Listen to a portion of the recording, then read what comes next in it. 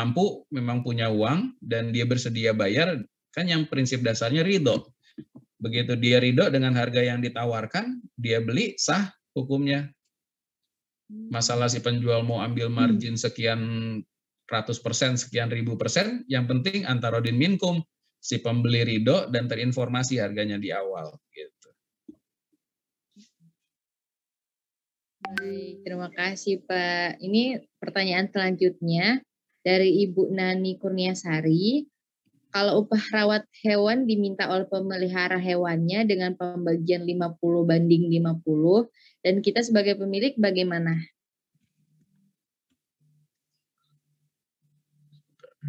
Yang ini ya, yang jual beli hewan ya. Iya. Jadi prinsip dasarnya adalah jelas di awal. Kalau gharar itu kan tidak pasti di awal gitu. Jadi buatlah jelas. Misalkan kita mempekerjakan orang, maka akad kita dengan dia itu adalah akad jual beli, akad kerjasama atau akad sewa menyewa jasa gitu ya. Misalkan kita meminta orang mengurus ternak kita, dijelaskan di awal di depan bahwa Pak, Bapak urusin ternak saya, nanti saya upah misalkan 500.000 sebulan gitu. Jadi jelas buat dia bahwa ada kepastian setiap bulan dia akan menerima jerih payahnya dalam 1 bulan mengurus sapi itu sebesar 500.000. Tapi bisa juga kita tambahkan jika nanti ada anaknya lahir, kita akan bagi hasil, Bapak akan dapat 1, saya dapat 1 gitu.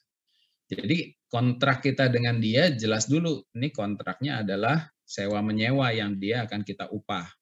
Masalah kemudian ada bagi hasil karena kita punya modal dalam bentuk ternak, dia punya keahlian dalam bentuk mengurus atau memelihara sapi, yang nanti kita akan bagi hasilkan dari setiap hasil juga jelas di depan gitu.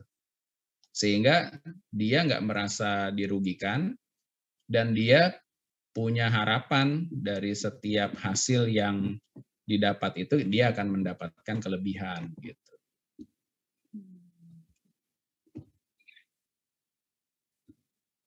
Ya, boleh.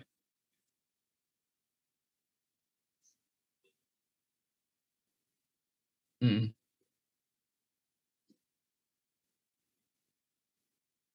Ya.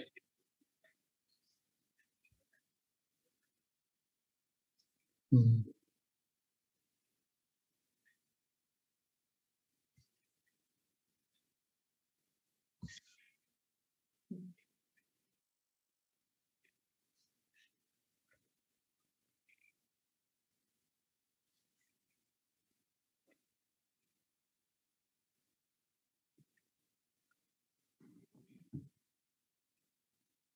Ya, itu kan berarti akadnya titip ya. Jadi kalau titip tugasnya Mas Adit kan berarti menyimpan, menjaga keutuhannya dan keselamatannya gitu ya. Nah, ya betul. Dari titipan itu maka akan si pemilik akan membayarkan sejumlah upah kepada Adit setelah dijaga. Seperti halnya Rasulullah dulu kan ketika orang-orang jahiliyah, bahkan tetangga-tetangganya kaum Quraisy itu juga sering menitipkan barang kepada Rasulullah gitu. Maka itu dapatnya adalah jasad yang karena Mas Adit tadi melayani titipan dari orang-orang yang mempercayakan untuk menjaga barang itu kan gitu. Nanti kita bahas ya, ada dalam konteks-konteks tertentu orang yang dititipkan itu boleh memanfaatkan gitu. Tapi sampai di situ kejawab dulu nggak? Ada lagi pertanyaan lain nggak? Pertanyaan lain ada Pak. Pertanyaannya, bagaimana jika ada penjual yang menjual misal harga barang 10 juta, namun jika dicicil menjadi 11 juta plus DP 500.000. Mm-mm.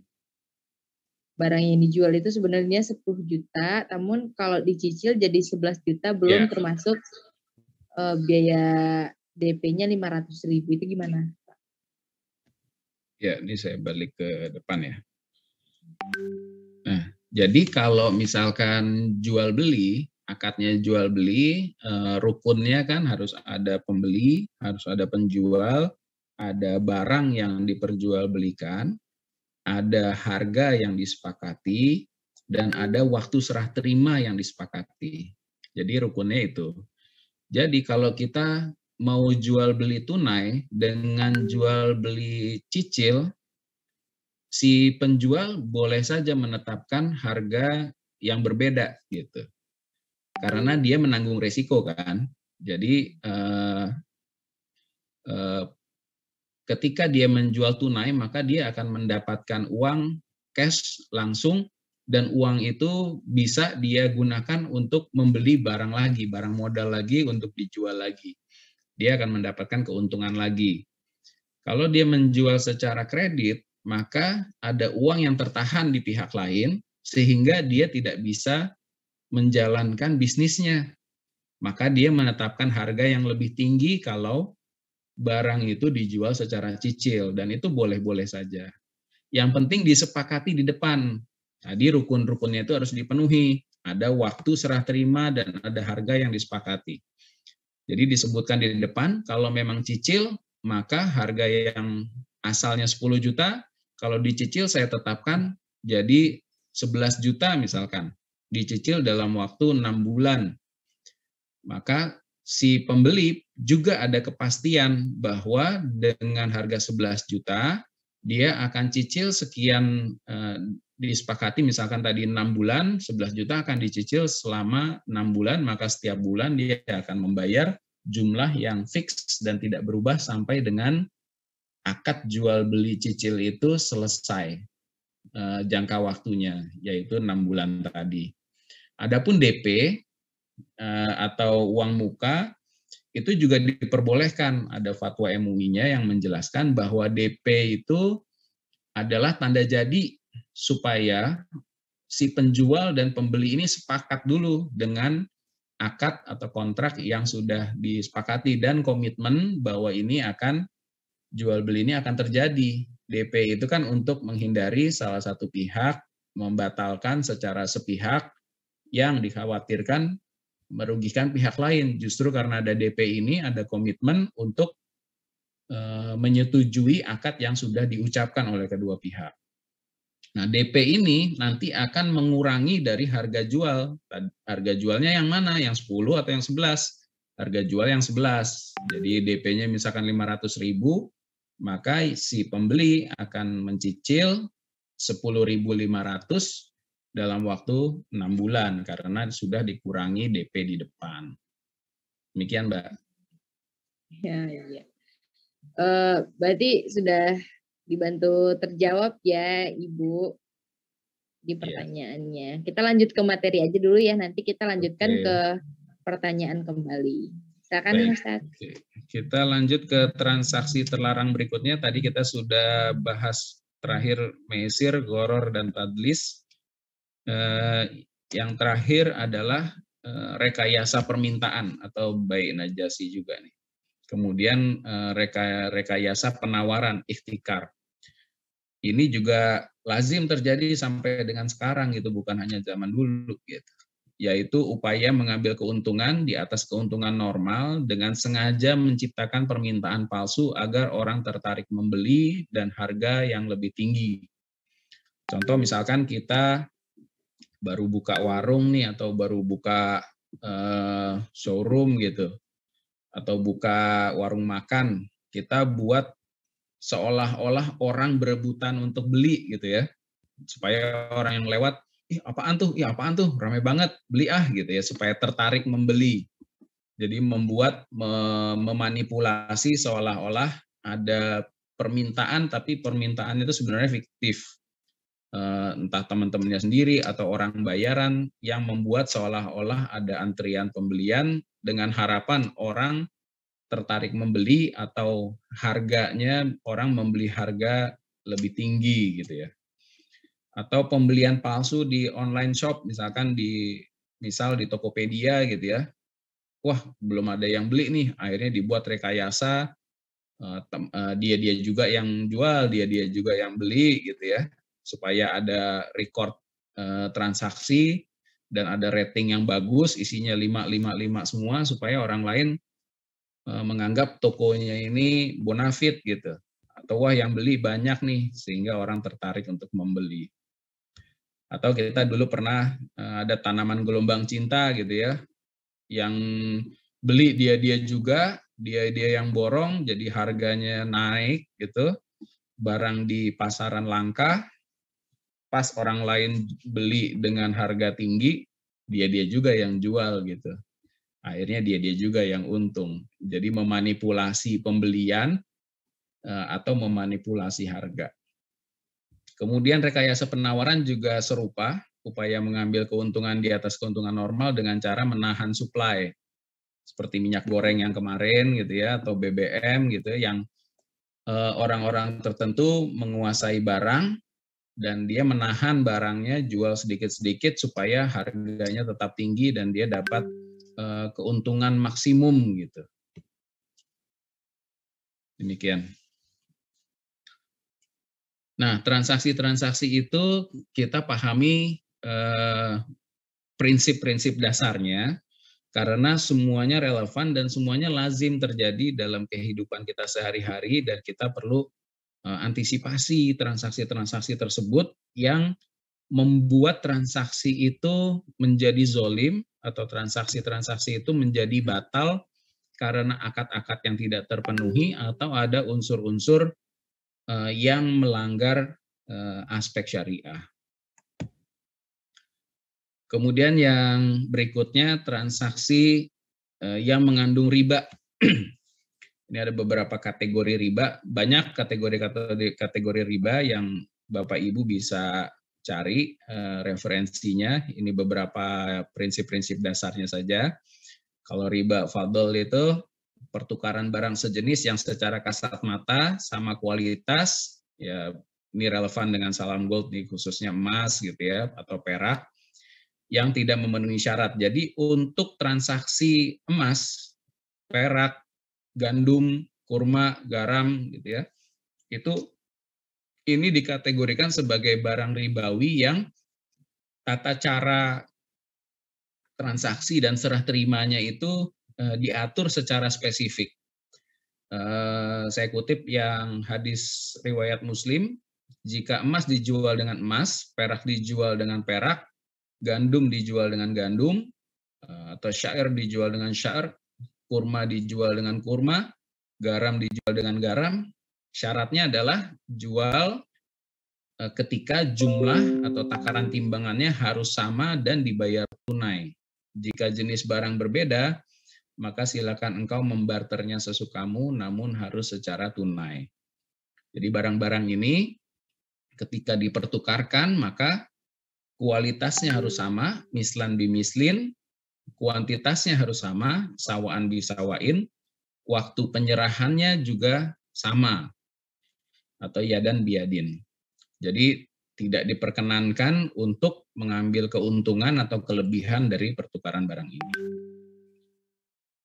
Kemudian riba jahiliyah mengubah akad transaksi kebaikan non-profit tabaruk menjadi transaksi yang komersil dengan meminta kompensasi sejumlah tertentu, baik karena alasan perubahan nilai, perbedaan waktu, atau kejadian atau kondisi tertentu. Jadi misalkan akad non-profit itu apa sih? Akad kebaikan gitu ya. Akad yang semula tidak mengharapkan keuntungan, pinjam meminjam, bantuin orang bayar hutang, bantuin orang keluarganya ada yang sakit, bantuin orang karena dia punya kebutuhan tertentu gitu ya. Tadinya kan kita berniat untuk tidak mengambil keuntungan karena sifatnya membantu atau dengan cara meminjamkan uang gitu. Tapi kemudian kalau zaman dulu, riba jahiliyah itu ketika dia meminjamkan uang dan berjanji akan mengembalikan, misalkan kembaliin ya 1 bulan lagi, ya. Begitu 1 bulan lagi si peminjam nggak bisa mengembalikan, maka mulai dikenakan denda, gitu ya. Mulai dikenakan tambahan dari pinjaman yang semula diberikan. Jadi ada tambahan berupa denda dan itu dianggap sebagai keuntungan oleh si pemberi pinjaman. Yang terakhir riba nasiah, upaya mengambil keuntungan dari percampuran sumber daya atau kerjasama bisnis yang tidak memenuhi prinsip. Jadi keuntungan sebanding dengan risiko. Jadi al-gunmu bil gurmi. Atau setiap hasil usaha pasti ada biayanya, al-kharaju bil doman. Contoh yang realnya ya seperti bank umum, bank konvensional gitu ya, ketika dia meminjamkan uang kepada misalkan UMKM gitu ya, atau ke bisnis tertentu untuk usaha gitu ya. Ketika usahanya untung, ya dikenakan bunga gitu, tapi rugi pun bunga tetap berjalan gitu. Jadi sesuatu yang tadinya tidak pasti, ya untung rugi dalam usaha itu kan nggak pasti ya. Apalagi tiba-tiba ada pandemi gitu. Semua bisnis terdampak, tentu kemampuan untuk menghasilkan keuntungan atau bahkan kemampuan untuk mempertahankan usaha pun relatif hilang atau rendah gitu. Tapi bank konvensional tetap untuk menghitung setiap rupiah yang dipinjamkan dalam bentuk bunga yang harus dikembalikan oleh si peminjam. Dan ketika melewati jangka waktu tertentu, maka bunga atau tambahan dari pinjaman itu terus dihitung berlipat atau compound gitu ya. Bunga majemuk yang terus bertambah seiring dengan lama atau waktunya uang dikembalikan kepada bank. Itu yang menyebabkan pihak yang tadinya meminjamkan uang semakin sulit untuk mengembalikan pinjamannya dan bunganya juga terus berlipat. Sampai di sini ada yang mau didiskusiin?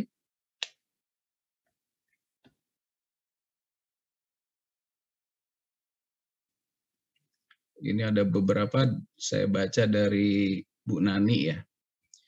Kalau jumlah seluruh cicilan dibanding harga jual tunai jadi lebih besar 50% dari harga jual tunai, apakah tidak termasuk riba? Nah, jadi dari diskusi kita atau penjelasan kita, konteks ribanya itu bukan dari berapa penambahannya gitu, tapi dari cara dia untuk mengambil keuntungannya gitu. Contoh misalkan gini,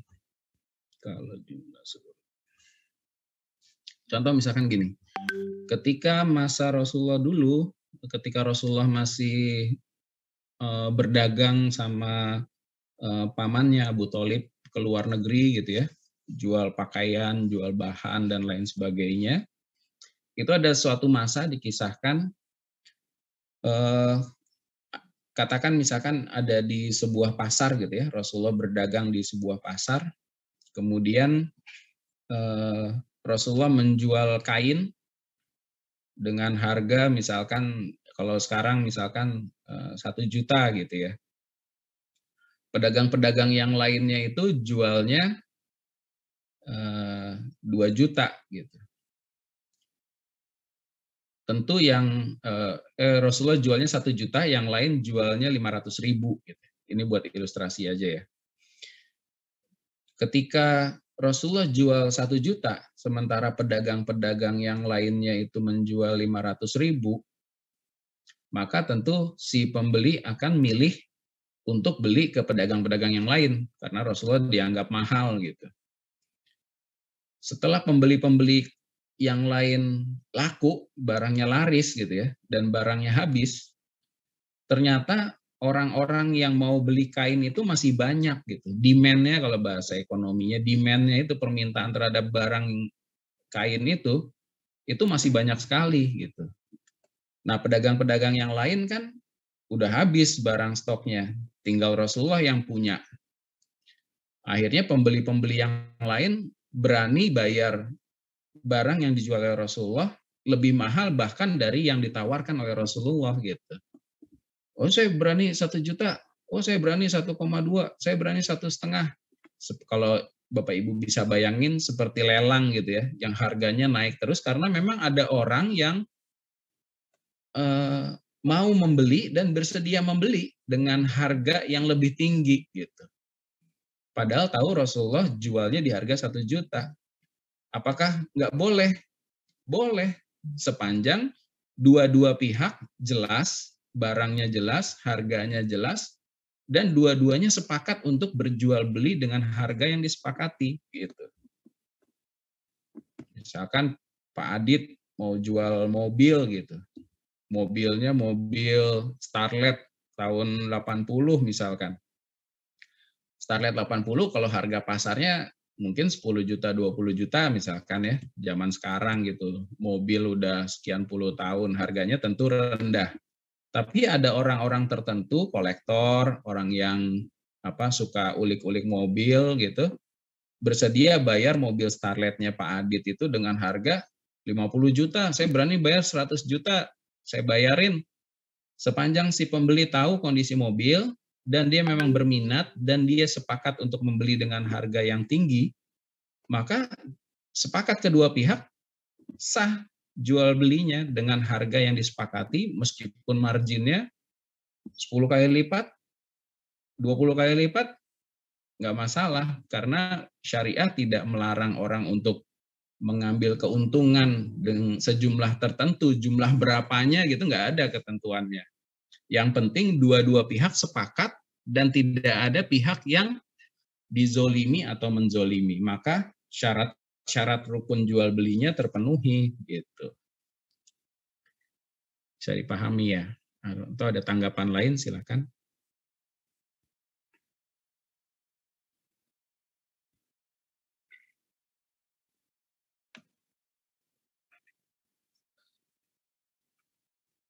Nah, margin akhirnya kan diskusinya kepada emang margin yang tidak terlalu besar tuh berapa gitu kan?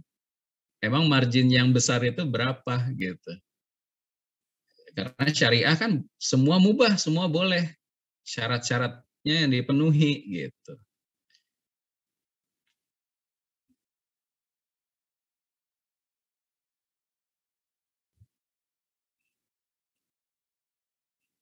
Menjawab nggak Pak Adit? Iya.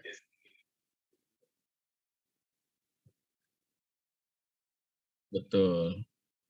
Syariah tidak secara spesifik mengatur soal harga, mengatur soal margin gitu ya. Yang penting tadi zatnya, akadnya, caranya sah nggak gitu. Kemudian ada pertanyaan dari Bu Nani, saya sambil jawab ya. Tadi terkait jual beli, kalau delivery-nya ternyata terkendala macet, padahal kita sudah hitung waktu pengantaran. Sepanjang kita sama-sama tidak mengetahui kan, tidak ada seorang pun yang mengetahui apa yang terjadi hari esok ya. Jadi kesepakatan akad muamalah atau akad bisnis itu disepakati sebatas kemampuan atau pengetahuan kedua pihak gitu, sehingga hal-halnya jelas. Kalau ada yang dia sudah tahu tapi dia sembunyikan, maka ada cara yang tidak terpenuhi, ada unsur penipuan yang dia tutupi padahal dia tidak sanggup. Dalam konteks pertanyaan Bu Nani, kalau ternyata terkendala macet delivery-nya, ya itu kan di luar kemampuan kita ya, misalkan ada banjir di daerah tertentu atau misalkan pemblokiran jalan di daerah tertentu gitu, sehingga ekspedisinya tidak bisa memenuhi jadwal yang seharusnya, maka disepakati lagi kedua pihak. Jadi kalau ada perubahan akad itu kedua pihak itu ngobrol lagi. Pak, Bu, karena ada pembatasan ini, ada kendala ini, harus terlambat nih. Misalkan yang tadinya 1 hari jadi terlambat 2 hari misalkan. Yang penting dikomunikasikan dan si pembeli sepakat untuk menunda penerimaan barangnya gitu. Seperti di online shopping itu kan gitu ya. Kalau misalkan si pembeli nggak ridho, ya barangnya diretur berarti. Gitu. Kemudian ya jadi sah-sah aja kalau transaksinya sepakat. Gitu ya. Jadi kalau riba tadi kalau jenis barangnya barang spesifik seperti yang disebutkan dalam hadis, kalau emas sama emas maka harus langsung, harus pada saat yang bersamaan, nggak ada jeda gitu ya. Kalau soal margin disepakati kedua pihak. Kemudian dari Bu Sri, mohon izin bertanya tentang jasa transfer uang kita. Diinformasikan bahwa jika transfer uang ada administrasi 10.000, apakah 10.000 itu termasuk riba? Jawab singkatnya, 10.000 itu adalah ujroh atau upah yang kita bayar kepada bank yang membantu kita untuk mentransfer uang kita kepada orang yang kita tuju gitu ya. Seperti orang yang mengantar barang tentu kita upah untuk mengirimkan barang. Biaya administrasi itu sebenarnya adalah ujroh atau upah. Pertanyaan-pertanyaannya mulai masuk setelah kita tahu transaksi-transaksi yang terlarang itu apa, terus transaksi-transaksi yang boleh itu akadnya mesti gimana gitu ya. Kita masuk jenis-jenis transaksi muamalah, transaksi bisnis yang lazim atau sering kita pakai dalam transaksi-transaksi kita atau transaksi dalam perbankan, misalkan tadi ya seperti pertanyaan Bu Sri tadi. Nah, kita perlu pahami dulu ada transaksi-transaksi muamalah yang sifatnya tabaruk. Basisnya adalah kebajikan. Jadi dalam konteks ini si kedua pihak ini transaksinya adalah saling bantu.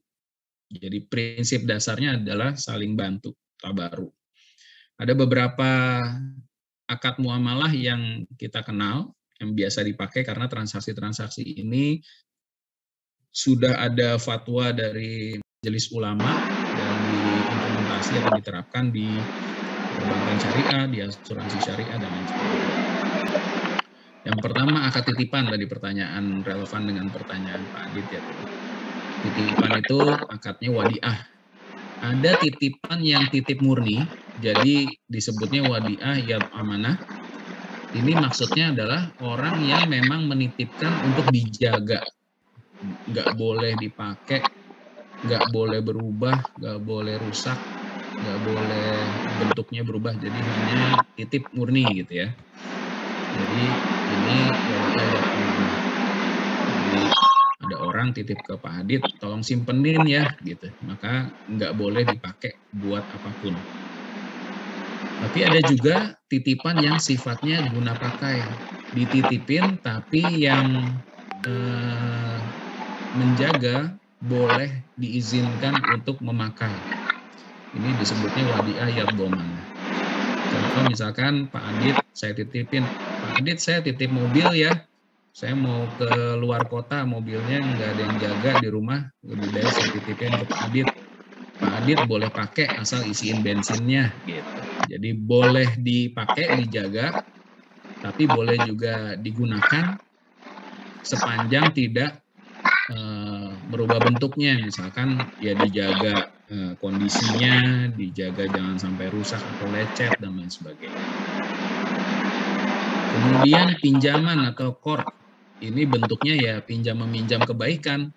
Ada orang punya kebutuhan, kita pinjamkan uang, maka sejumlah itulah uang dikembalikan. Kalau dipinjamkan 10 juta, baliknya 10 juta. setiap ada kelebihan uang atau kelebihan manfaat dari pinjam meminjam ini, maka itulah riba. Contoh misalkan saya pinjamkan ke Pak Adit nih saya pinjemin uang 10 juta gitu. Terus saya janjiin nanti ngembaliinnya kalau pinjemnya kelamaan setahun, ngembaliinnya tambahin 1 juta ya Pak Adit ya. Nah itu 1 jutanya udah termasuk riba. Menjanjikan kelebihan di awal. Atau saya minta manfaat tertentu. Pak Adit saya pinjemin 10 juta ya, tapi nanti balikinnya 10 juta sama traktir saya gado-gado dong gitu.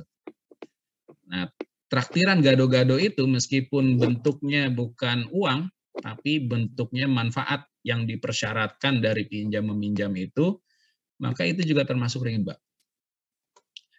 Tapi beda tipis nih, kalau misalkan saya pinjemin Pak Adit uang 10 juta, nggak ada perjanjian apa-apa, nggak ada kesepakatan apa-apa, yang penting pada saatnya nanti dikembalikan 10 juta, tiba-tiba Pak Adit bilang, Pak Awan makasih ya kemarin udah dipinjemin uang 10 juta, ini saya tambahin bonus kebaikan buat Pak Awan, mudah-mudahan berkah ya, saya tambahin 50.000 nih Pak Awan. Karena saya tidak berharap dan kita berdua tidak memperjanjikan di awal, maka pemberian Pak Adit itu dianggap sebagai hadiah, gitu ya.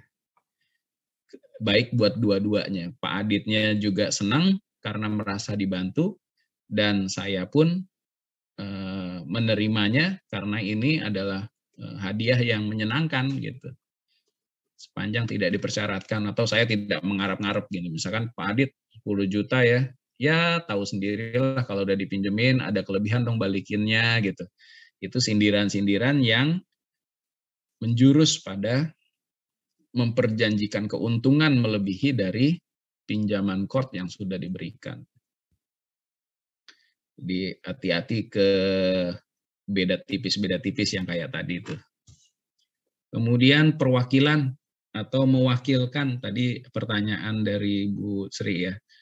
Kalau transfer uang kena biaya administrasi, nah sebenarnya kita kan nyuruh bank untuk mentransferkan uang kepada orang di daerah lain gitu ya, atau ke tempat lain, ke rekening lain, itu kan pakai jasanya bank. Maka bank boleh menerima ujroh dari mewakilkan atau mewakilkan bertransaksi, mewakilkan untuk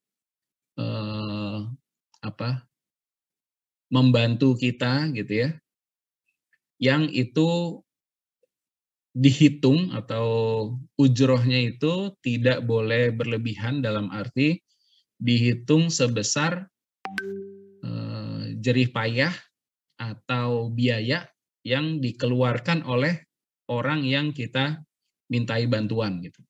Misalkan untuk mengirimkan barang, dia harus mengeluarkan uang bensin, dia harus mengeluarkan serupiah tertentu, maka uang itu harus kita ganti. Bukan keuntungan dari memberikan jasa perwakilan tersebut. Penjaminan, kafalah nih biasanya dipakai untuk transaksi-transaksi asuransi syariah gitu ya. Jadi orang-orang ini, nasabah-nasabah berkumpul, mengumpulkan sejumlah uang, dan mereka saling menanggung atau kafalah apabila ada nasabah lain yang terkena musibah atau terkena kesulitan, meninggal misalkan, atau sakit parah misalkan, maka nasabah yang lain ikut menanggung. Prinsip dasarnya menggunakan akad kafalah. Kemudian anjak piutang, kita membayarkan hutang orang lain yang kesulitan membayar hutang, dan kemudian orang yang berhutang itu jadi nyicil ke kita gitu. Maka itu menggunakan akad hawalah atau anjak piutang. Kemudian gadai, rahen, seperti gadai biasa, yang biaya gadainya dihitung dari jumlah biaya yang dikeluarkan oleh orang yang menerima gadai. Jadi misalkan bank syariah atau pegadaian syariah menerima gadai kita, maka biaya yang ditetapkan oleh mereka dihitung bukan berdasarkan nominal uang yang kita terima, tapi dari biaya yang mereka keluarkan untuk menyelenggarakan gadai itu gitu.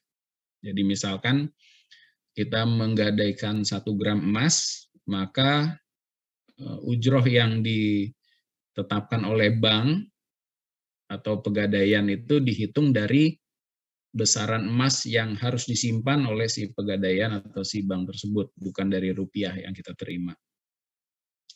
Kemudian jenis kebajikan yang lain, wakaf dan sodakoh, meskipun ini dalam konteksnya adalah bagian dari ibadah, tapi karena wakaf ini bagian dari transaksi orang dengan orang atau muamalah, maka ada beberapa prinsip yang harus diperhatikan. Ada wakaf yang sifatnya abadi, uangnya itu diserahkan terus selama sepenuhnya gitu ya untuk dikelola, atau ada yang wakaf sifatnya berjangka. Wakaf itu boleh berjangka. Misalkan saya mewakafkan uang selama 10 juta, sebesar 10 juta selama 1 tahun gitu. Maka selama 1 tahun itu penerima wakaf bisa memanfaatkan manfaat dari uang tersebut. Setelah 1 tahun pokok dari uang yang diwakafkan itu dikembalikan. Kita lanjut sedikit di transaksi muamalah yang sifatnya komersil. Kalau yang tadi sifatnya tabaruk atau kebajikan, ini baru yang sifatnya untung. Kita memang bertransaksi ini untuk cari untung gitu, bukan cari kebajikan. Dan ini sah dalam syariah. Yang pertama adalah jual beli atau bai. Ini jual beli yang murni disebut murabahah, jual beli biasa, jual beli tunai boleh, jual beli cicil juga boleh. Kemudian ada jual beli yang berdasarkan pesanan, bayarnya cicil atau kita kenal sebagai istisna. Jual beli misalkan jual beli rumah, kita beli rumah, rumahnya belum jadi. Kita pesan dulu sama developer sesuai gambar, sesuai spek yang disepakati, jangka waktu bangunnya misalkan 2 tahun. Kemudian selama masa pembangunan itu barangnya kita cicil. Jadi bayarnya cicil, barangnya diserahkan di belakang setelah rumahnya jadi. Atau bayar cicilnya sesuai progres pembangunan, misalkan yang disepakati oleh kedua pihak. Atau jual beli yang sifatnya salam. Jadi jual beli bayarnya tunai di depan, disepakati speknya, nanti nyerahkannya belakangan. Ini biasa dipakai untuk pertanian, perkebunan gitu ya.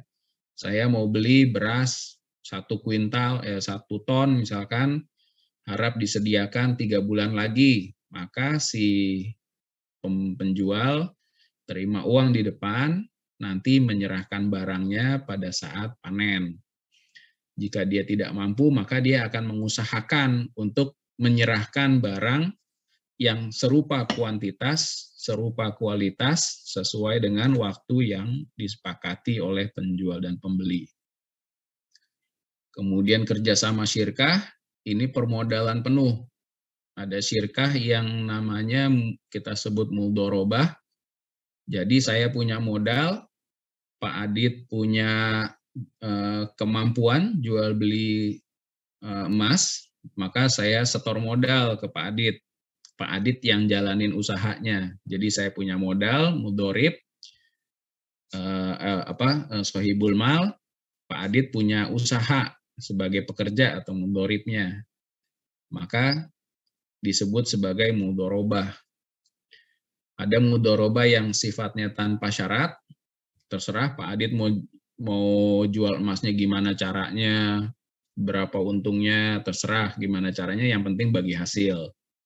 Tapi ada yang permodalan sifatnya bersyarat atau mudharabah muqayyadah.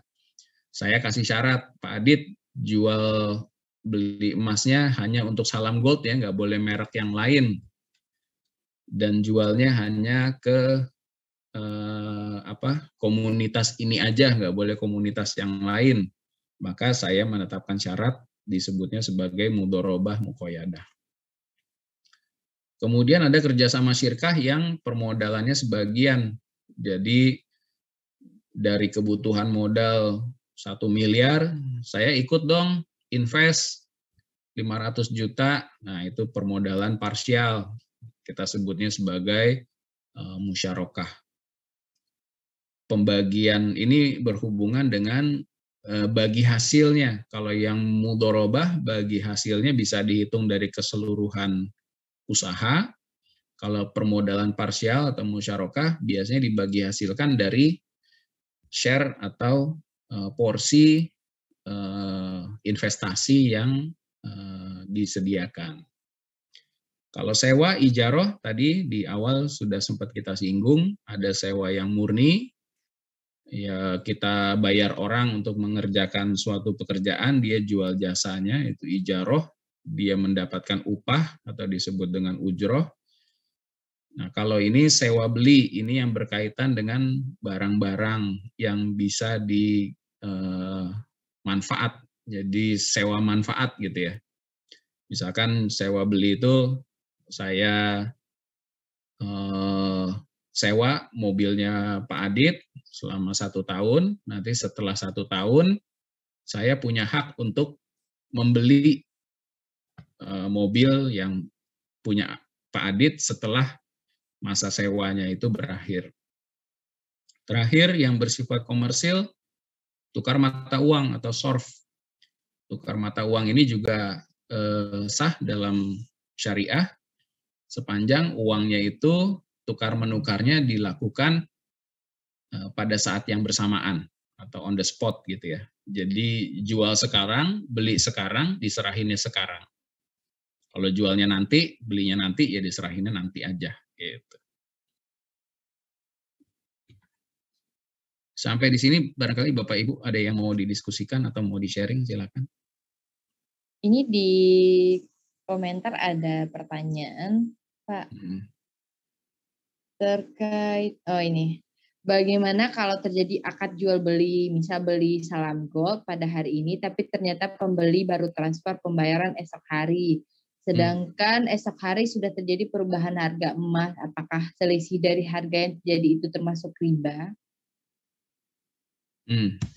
Jadi memang kalau jual beli emas nih agak unik ya, karena diaturnya juga spesifik gitu. Saya belum klik ininya.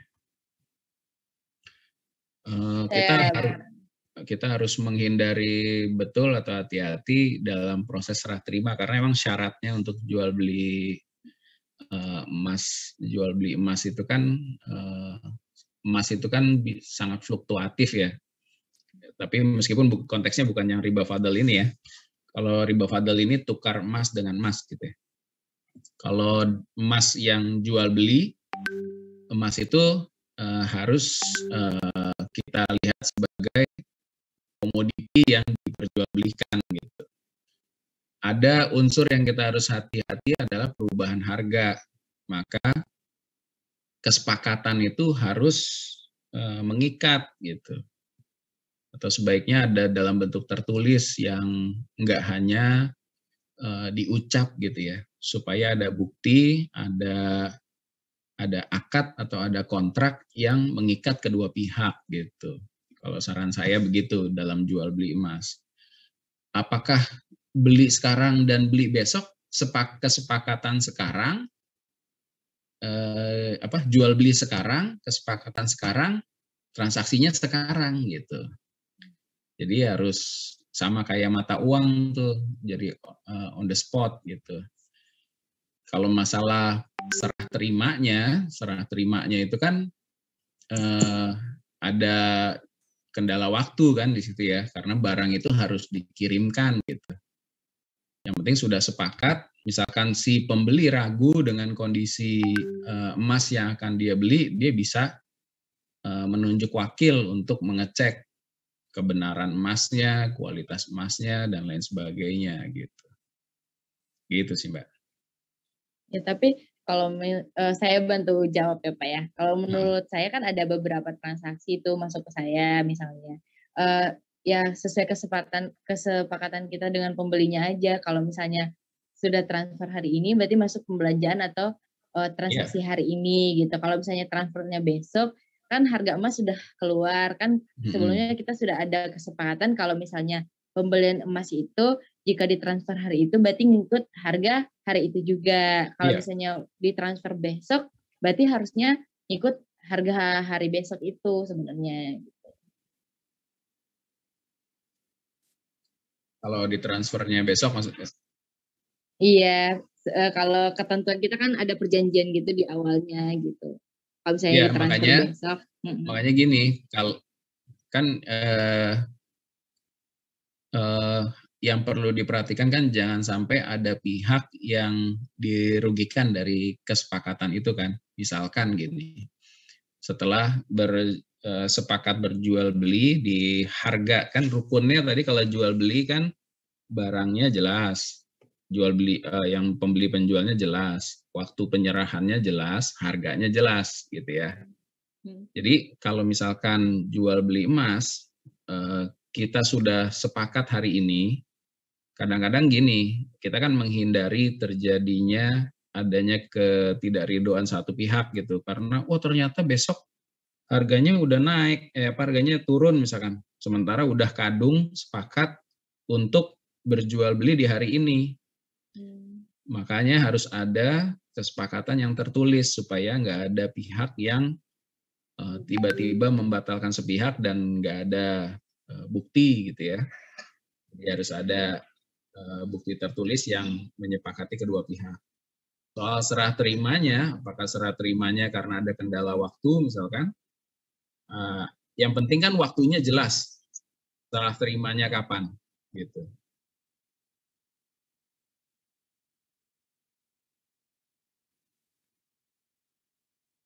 Ya, boleh.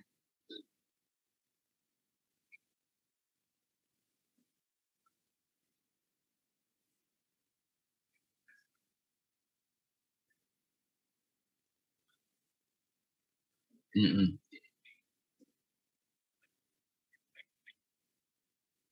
jam Ya, 10, ya.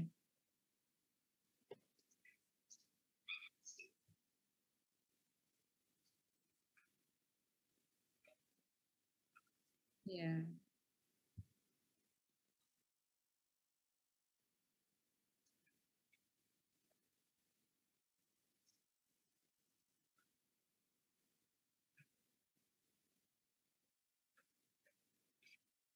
ya.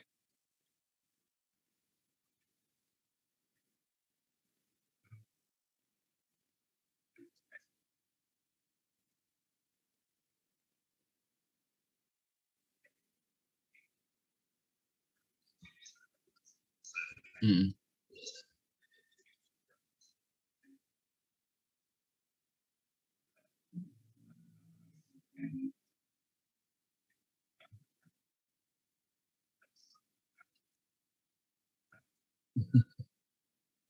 Mm.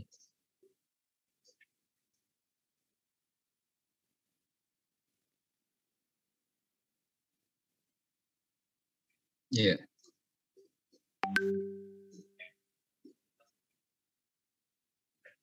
Mm. Mm. Iya, iya,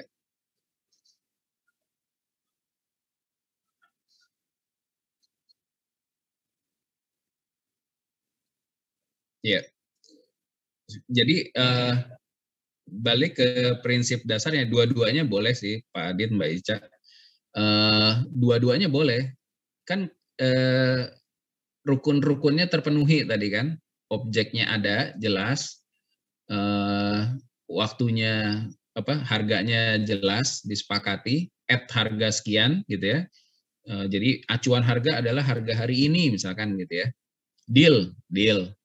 Serah terimanya juga jelas. Serah terimanya bisa hari ini, bisa juga besok sesuai kesepakatan dua pihak gitu. Kalau misalkan dari Pak Adit misalkan menentukan harus bayar hari ini dulu, barang akan dikirimkan besok, itu sah juga. Yang penting pembelinya juga sepakat gitu. Atau misalkan pembelinya mau lihat dalam, bukan hanya dalam konteks salam gold ya, pembelinya mau lihat dulu gitu barang, kondisi barangnya. Misalkan kan tadi di awal saya jelaskan nih, kadang-kadang kita jual beli secara digital gitu ya, secara online gitu. Pengen lihat foto barangnya dulu, maka bisa juga disepakati pembayarannya setelah barang diterima atau COD bisa juga. Atau bayar dulu barangnya diserahkan dalam 2 hari pengiriman bisa juga. Gitu. Yang penting waktu serah terimanya itu spesifik dan jelas untuk kedua pihak gitu. Jadi sah-sah dua-duanya. Baik, Ya. syukur ya Pak. Ini selanjutnya ada pertanyaan ya dari kolom komentar. Kita mulai dari mana ya Pak tadi terakhir ya? Lumayan banyak. Iya.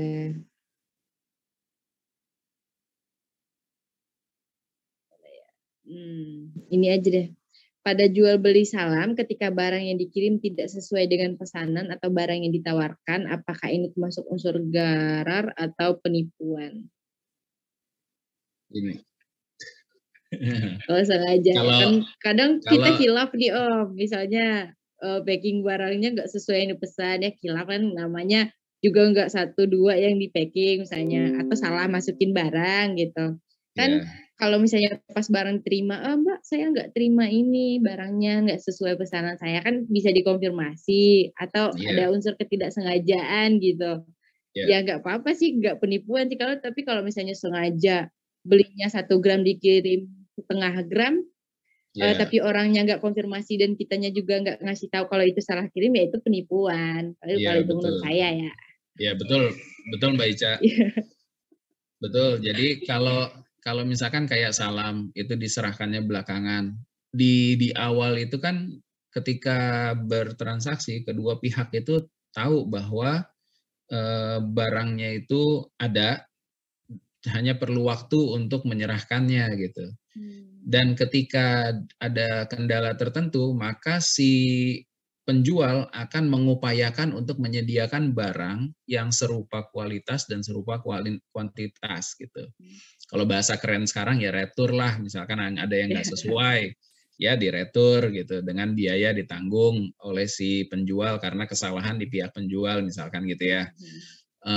Yang penting si pembeli itu terpenuhi haknya karena dia sudah membayarkan sejumlah harga yang disepakati gitu. Nah, kalau misalkan ini dalam konteks tertentu ya, si pembeli merasa si penjual ini nggak sanggup untuk menyediakan barangnya sesuai waktu yang dijanjikan, dan itu karena kesalahan dari pihak si penjual gitu, entah sengaja atau apapun kondisinya, supaya tidak ada pihak yang tidak ridho dan tidak terzolimi, maka bisa saja akad itu dibatalkan gitu. Gitu sih. Pertanyaan selanjutnya. Nah, kalau pembeli pemakai uang receh pas malam hari sedangkan transaksi sudah close, apakah dengan ikut hari esok itu jadi riba atau tidak karena harga esok itu tidak tahu naik atau turun? Gimana? Dan recehnya pun, nah ya, kalau pembeli uang memakai receh pas malam hari sedangkan transaksi sudah close. Oh, pakai uang tunai.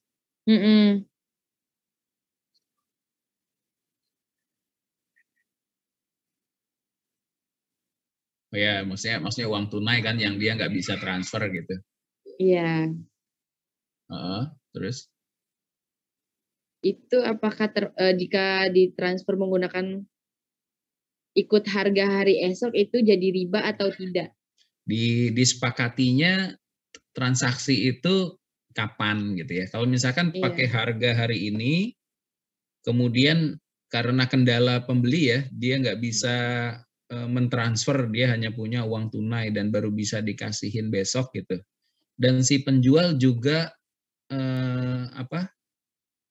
husnuzon bahwa si pembeli ini akan memenuhi akadnya, memenuhi janjinya dan nggak akan ingkar, maka bisa saja kesepakatan hari ini, di harga hari ini, serah terimanya dilakukan besok gitu. Berarti tergantung kesepakatan penjual dan pembeli aja sih sebenarnya ya Pak. Soalnya sebelumnya kan juga ada pernah kejadian, misal beli banyak, namun pas transaksinya ada limit transfer, misalnya nggak ada bank lain lagi misalnya, terus Mbak kasih saya kelonggaran ya, saya transfernya besok pagi, itu nggak apa-apa asal ada persetujuan dari kedua belah pihak gitu. Kalau misalnya nggak sesuai dengan perjanjian ya itu termasuk riba ya Pak? Bukan riba sih, tidak terpenuhinya akad murabahah gitu, bukan riba. Oh iya. Kalau riba itu misalkan besok nih udah sepakat nih harga 1 juta jual 1 gram gitu. Pas besok karena dia bayarnya besok si penjual nggak bisa pakai karena tahu harga besok itu ternyata naik gitu ya. Si penjual nggak bisa, harganya udah nggak bisa 1 juta lagi, 1.100.000, ada tambahan karena ente telat gitu bayarnya. Nah tambahan itu tuh yang nyerempet-nyerempet ke riba. Ya dirasa sudah terjawab ya Bapak Ibu beberapa jadi pertanyaannya. Semacam mengenakan denda atau mengenakan tambahan karena si pembeli nggak menunaikan transaksinya di hari ini gitu, sehingga denda itu sebagai tambahan. Nah, tambahan itu bisa masuk ke dalam unsur riba. Terima kasih Pak. Ada pertanyaan lain dari teman-teman semua, bisa di kolom komentar dan juga bisa. Kita lanjut ya. Kalau ada lagi pertanyaan.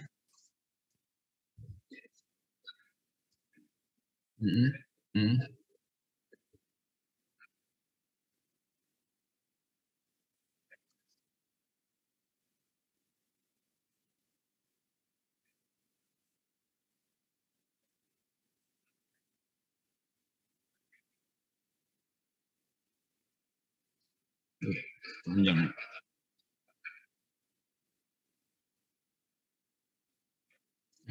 Oh.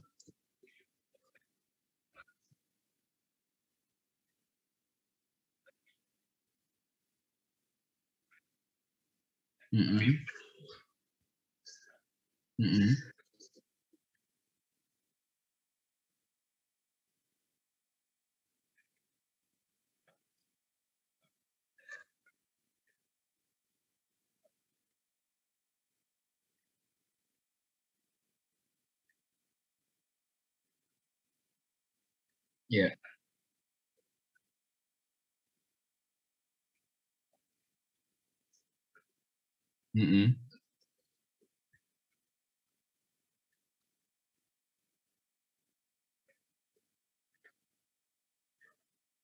Ya.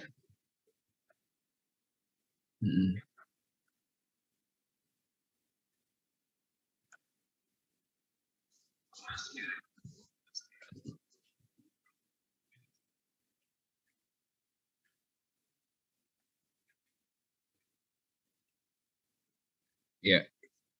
Jadi prinsipnya kalau gadai atau rahan tadi kan si yang dititipkan yang di penerima gadai itu tidak menetapkan tarif tertentu gitu ya. Ya misalkan dia naruh 1 gram kemudian dikasih 1 juta misalkan ya sesuai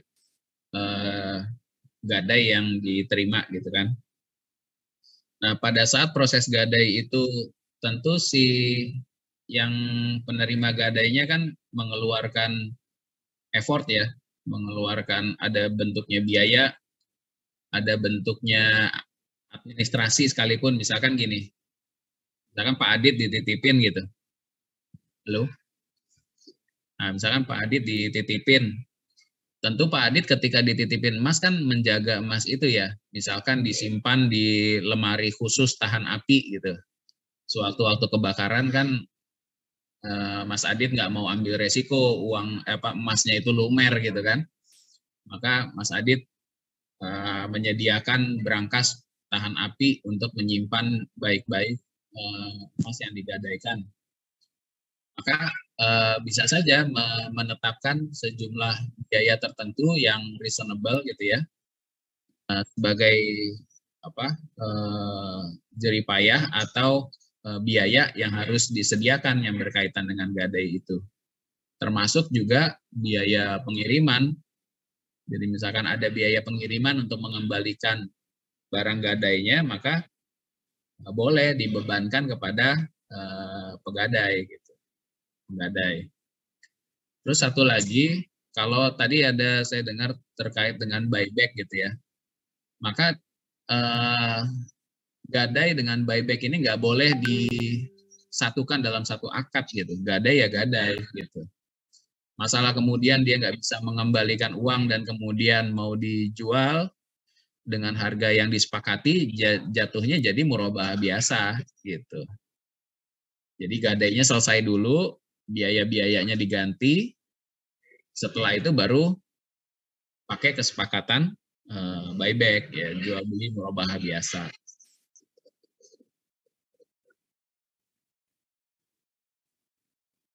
Nah, jadi kan harus begitu dia nggak punya, maka harus dipisahkan dari gadainya itu. Gadai itu kan tabaru, nggak boleh ada keuntungan.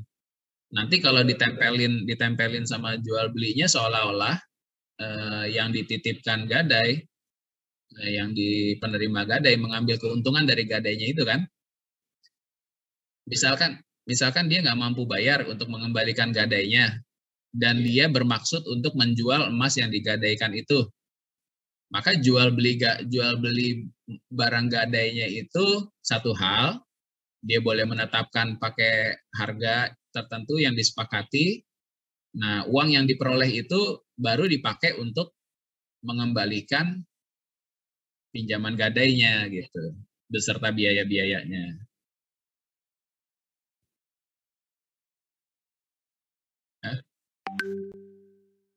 Emasnya itu kan karena dia nggak punya uang lain untuk mengembalikan gadainya, dia bermaksud untuk menjual kan. Nah, jual belinya itu nggak boleh dibatasi gitu. Dia misalkan ketemu sama pembeli yang berani harga lebih mahal, atau dia mau jual ke Pak Adit langsung, yaitu jual beli biasa gitu. Setelah si pemilik barang gadainya itu menerima uang dari penjualan barang gadainya, baru uang itu dipakai untuk mengembalikan uang gadainya gitu, pinjaman gadainya. Contoh misalkan kalau di praktek-praktek perbankan gitu ya, misalkan orang menjaminkan rumah untuk pinjamannya gitu, pembiayaan misalkan. Jaminannya adalah rumah. Ketika dia nggak mampu mengembalikan pembiayaannya, maka rumah itu dia jual dulu, entah ke pembeli yang lain atau ke orang yang lain atau ke siapapun. Setelah dia dapat uang itu, pembayarannya baru dipakai untuk melunasi pembiayaannya gitu.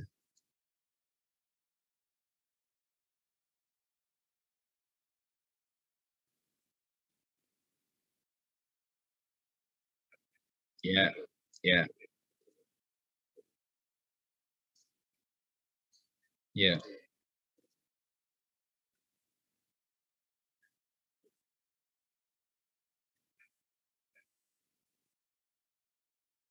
Hmm, hmm, hmm. Ya. Nah, artinya itu bisa atau tidak dibatasi harus menjual kepada Adit gitu. Iya, maksud saya gitu. Jadi bisa aja misalkan ada orang lain yang mau membantu gitu ya dengan harga yang lebih tinggi dari harga buyback berlaku gitu. Ya dia boleh jual ke sana tapi uangnya nanti dipakai untuk melunasi rahannya dia gadainya. Skemanya sih ya skemanya sih sama. Apakah dia yang menjual kepada orang lain atau Adit membantu menjualkan? Nah, prosesnya kan sama tuh, skema murabahanya sama.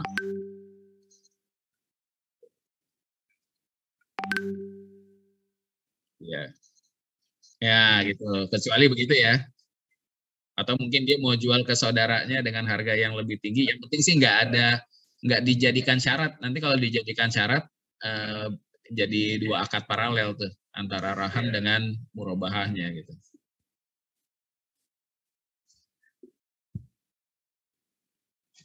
Gitu ya. Ada lagi? Kita lanjut ke slide terakhir.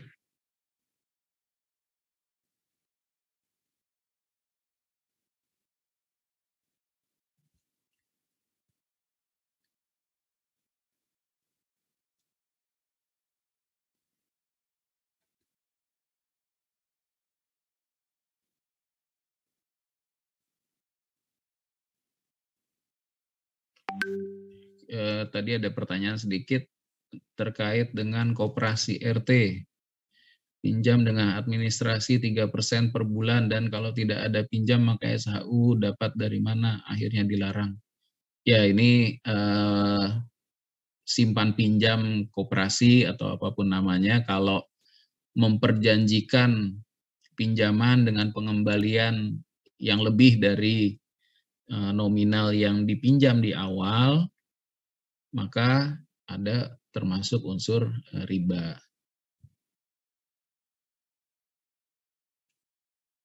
Jadi harus hati-hati gitu ya. Kita lanjut ke slide terakhir.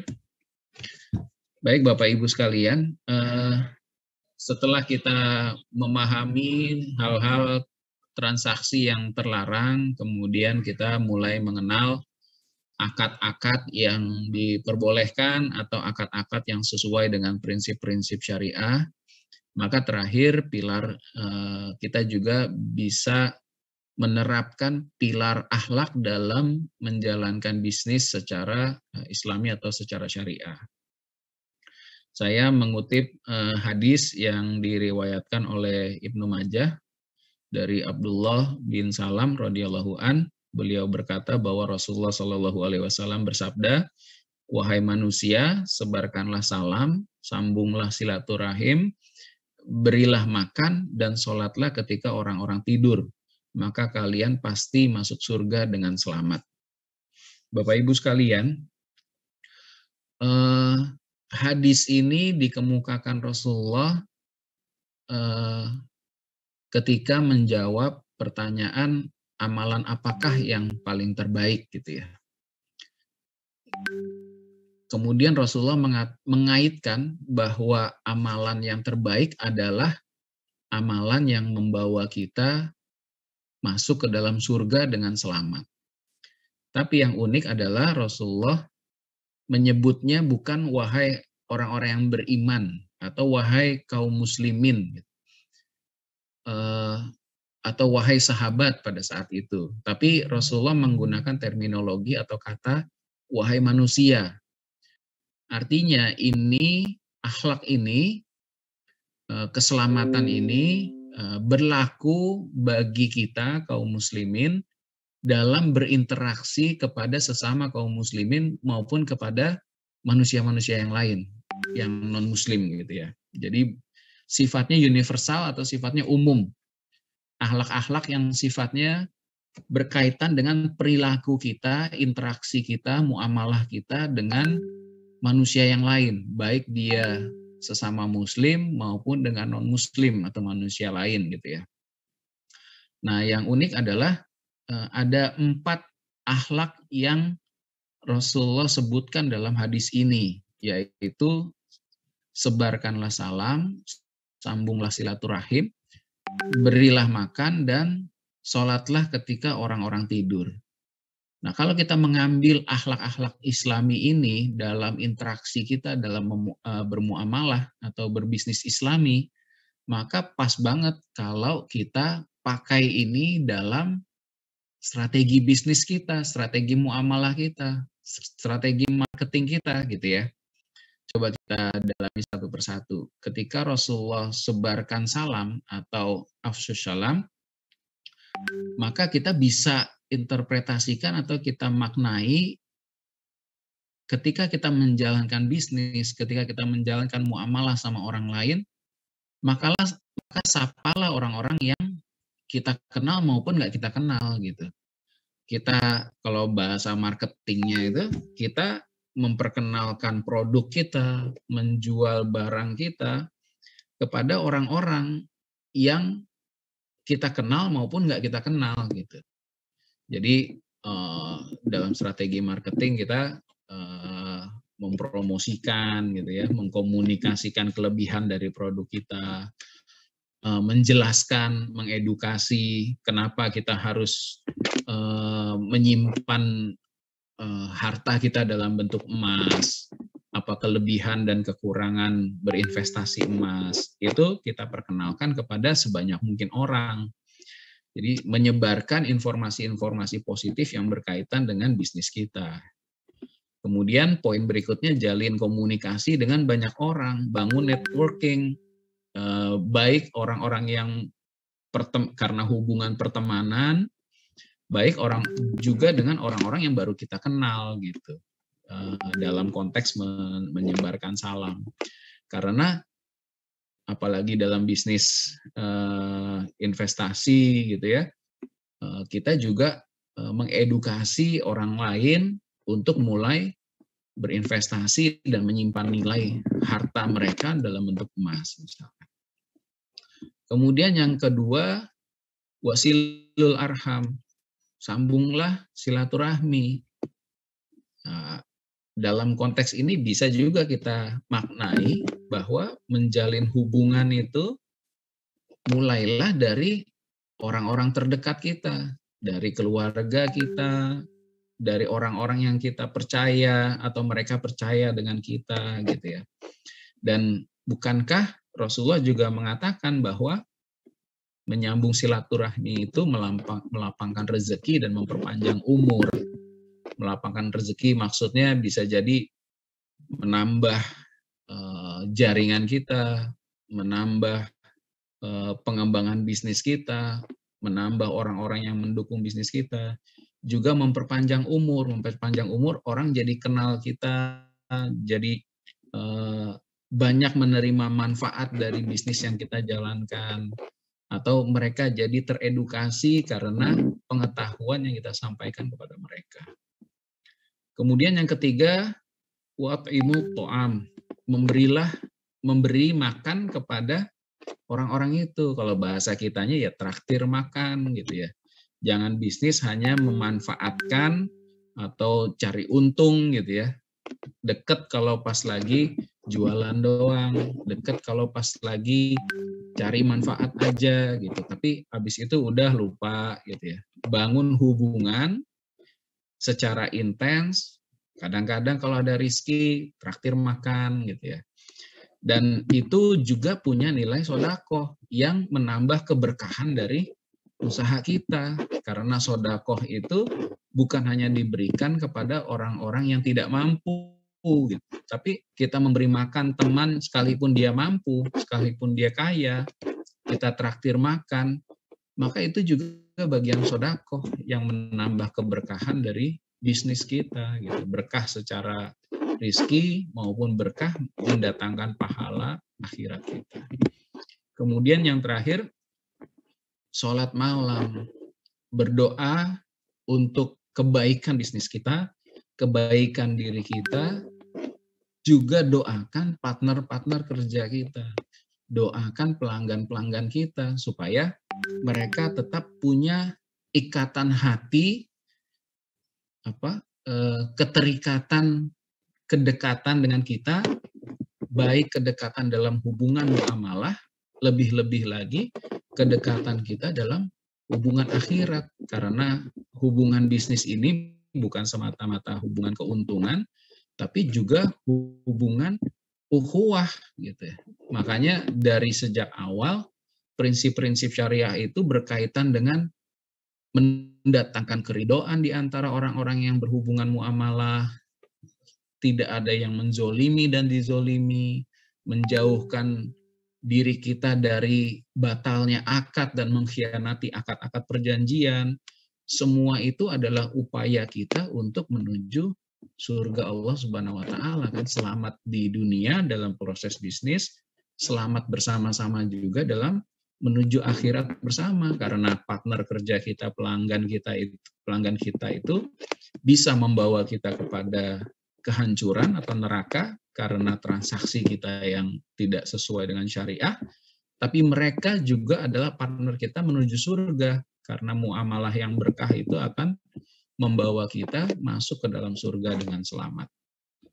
Barangkali itu lebih kurang yang bisa saya sampaikan di malam ini.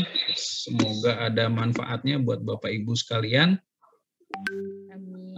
Akhir slide ini saya mengucapkan terima kasih, syukran jazakumullah atas perhatian, diskusinya, dan interaksinya. Salam kenal juga karena kita baru hari ini ya ketemu Bapak Ibu sekalian. Mudah-mudahan ada manfaatnya buat saya pribadi dan Bapak Ibu sekalian. Saya kembalikan ke Mas Adit dan Mbak Ica. Terima kasih atas materinya yang disampaikan oleh Bapak Awan. Semoga bisa dapat meningkatkan ilmu kita untuk kedepannya, untuk bisa lebih memperkenalkan lagi salam gold kepada orang-orang terdekat kita dan juga teman-teman kita nantinya. Segitu aja kali ya Om Adit.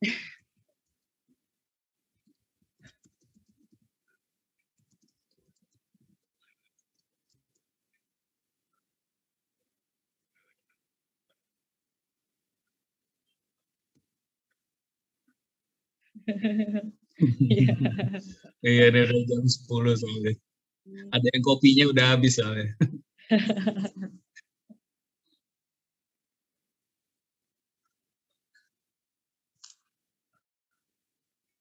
Iya, masih.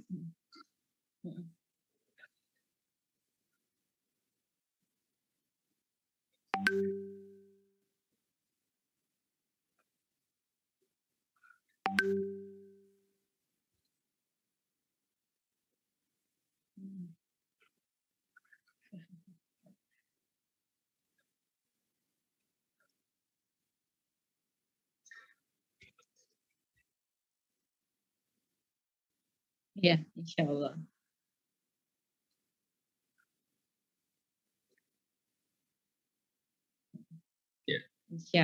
Insya Allah kita akan, insya Allah rutin ya Om ya. Mudah-mudahan bisa terlaksana sekali seminggu, insya Allah.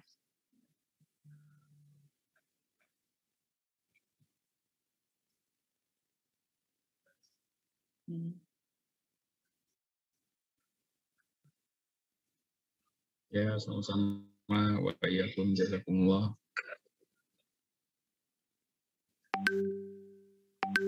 Amin, insyaallah. Dirasa cukup ya Om, Pak.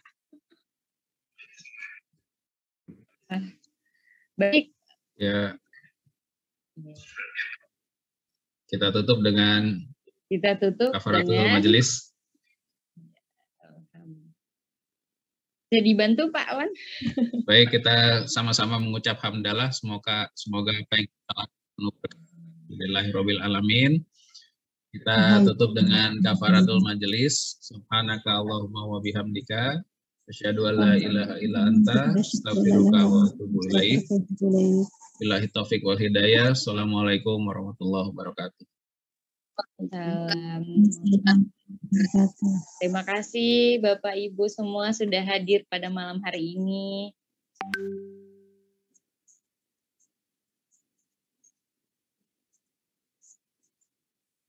Boleh nih saya kirim, ada beberapa yang saya tambahin, saya kirim yang terakhir aja ya. Ya, Assalamualaikum, pamit ya. Waalaikumsalam. Terima kasih Pak.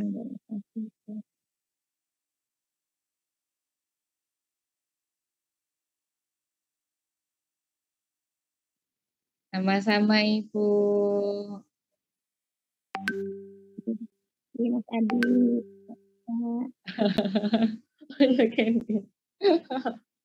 Ya karena udah malam, jadi alhamdulillahnya lumayan banyak pertanyaan ya Om ya.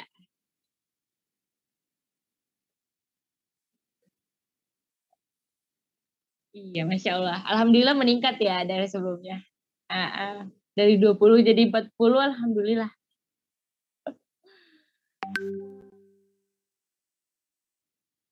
Amin. Ini 40 aja udah. Oh. Iya. Iya, Adit malu-maluin giginya belum muat. Iya, bilang zoomnya belum muat, belilah yang 1000 lah.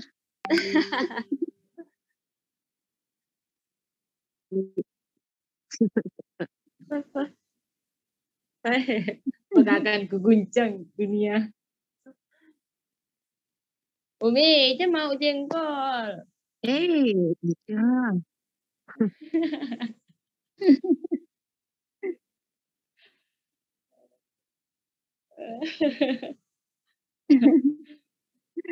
Ada pengen nih ini masakannya Umi. Iya.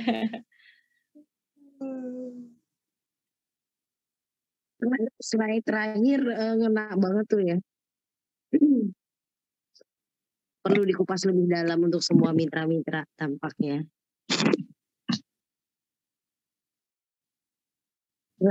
Kalau kau Mimai, terus tawan aja lagi, itu keren banget.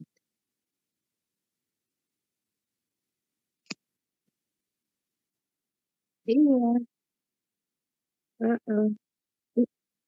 Itu slide terakhir itu ya yang selalu dikampanyekan sejak awal ya ke semua mitra.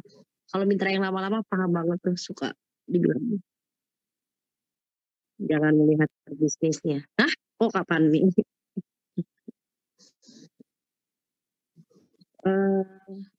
Belum tahu. Kau janji. Iya, batal. Ntar diomelin Pak Aris tuh, batal nggak jadi. Batal akadnya. Min. Insya Allah. Terima kasih semuanya. Nah, aku lagi Assalamualaikum. Assalamualaikum. Iya kan masih weekend sekarang. Oh, besok masuk. Ya, dadah. Assalamualaikum. Terima kasih semuanya. Waalaikumsalam.